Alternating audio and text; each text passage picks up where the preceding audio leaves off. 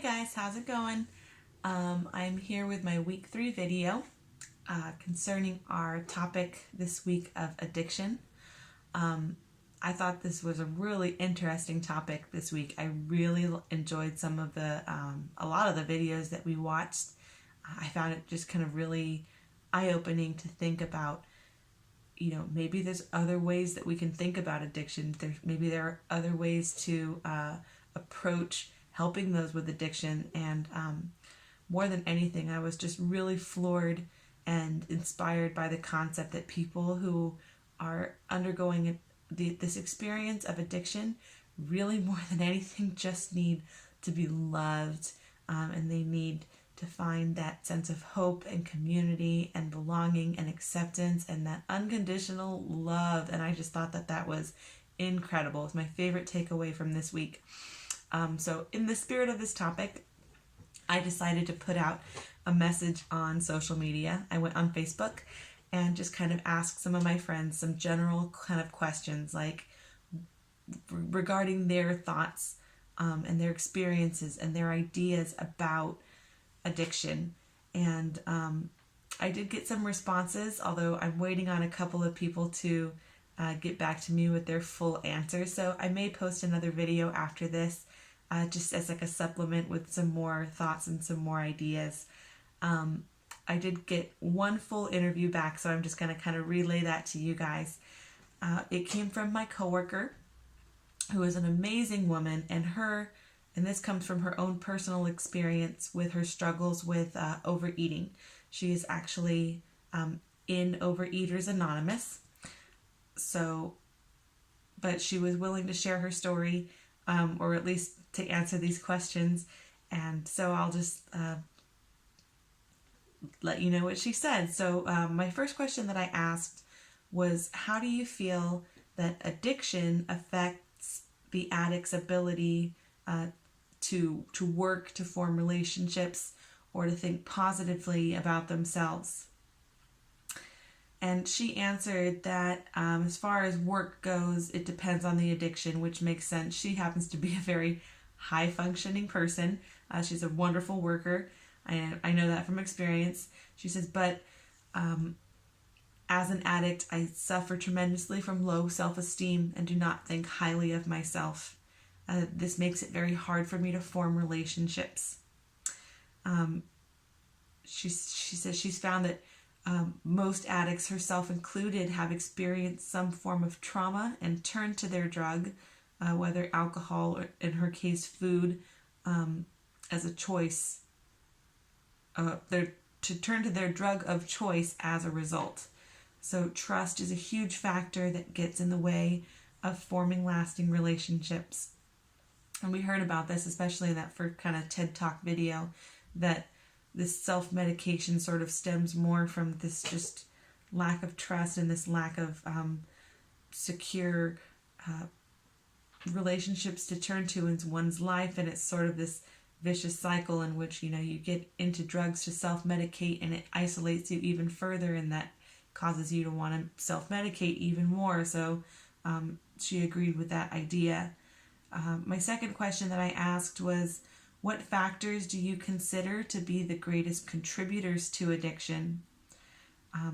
She says that it's low self-esteem, trauma, again, continuing the cycle, little or no coping skills, not wanting to deal with life on life's terms, not wanting to feel negative emotions, avoidance of the real world, and key that I found was, she says, isolation.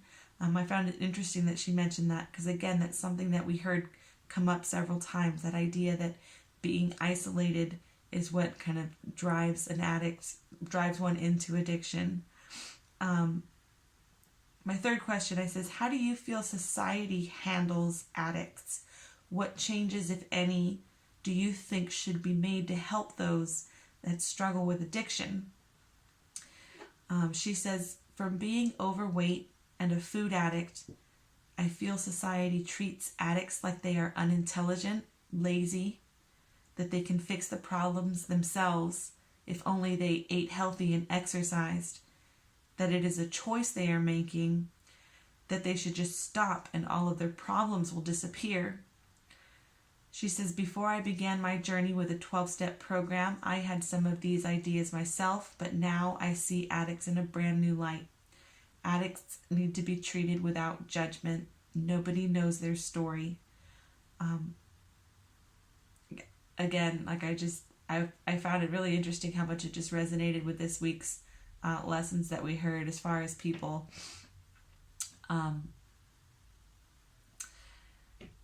needing not to be judged, needing to be loved where they're at. This idea that we do tend to underestimate the difficulty that addicts face, thinking that they should just stop. I think especially with something like overeating, I can see how that would get, I guess, trivialized a bit more than, let's say, addictions to alcohol and to drugs.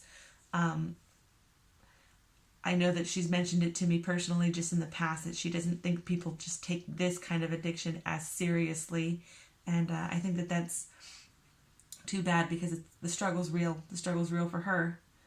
My fourth question that I asked her was, in your experience, what does it take for an addict to become aware of their problem? So I guess sort of like, what would it take for an addict to kind of hit their rock bottom? She says they need to analyze their life. If their life is unmanageable and out of control, then they need to seek help. Most addicts are completely aware of their problem. However, they are full of fear and feel hopeless. So I found it interesting that she says that she feels like, addicts are aware of their problem. And I think that is true in a lot of cases. I'm sure in some cases there's much more denial present. But it makes sense to me that maybe they don't recognize fully the extent of their problem, but it seems kind of like it would follow that if people are struggling, if people are lonely and feeling isolated and trying to self-medicate, that they know instinctively that there's something wrong with that they're doing something that they isn't in their best healthy interest. The fifth question I asked was, do you feel it is possible to heal from an addiction? If so, what would it take? She says it is absolutely possible. It takes admitting that you have a problem and getting the help you need. Therapy, treatment, 12-step programs, etc. They must be willing to go to any length to get help. Interesting again that she mentioned like several different approaches, and kind of like the key that we heard about in some of the videos, that with addicts it often takes like multi-layered approaches to be able to get to the root of those problems. For my sixth question I asked, what steps do you think a friend or family member of an addict should take to help them? One thing that really stuck out to me in one of the videos we watched was that, especially with severe addictions, the best thing is to let them hit rock bottom, not to support them, not to stop them from hitting their rock bottom, that they need to experience that in order to be able to turn to God and find, really seek the help that they need.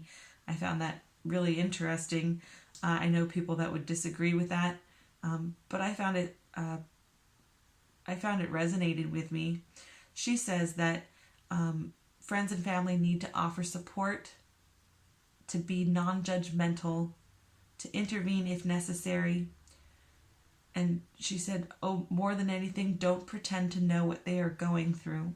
And I thought that really kind of hit home with me, that sentiment, because I think that too often we do try to almost trivialize their experiences and kind of be like, oh, I know how you feel, but we don't, unless we've actually gone through it ourselves.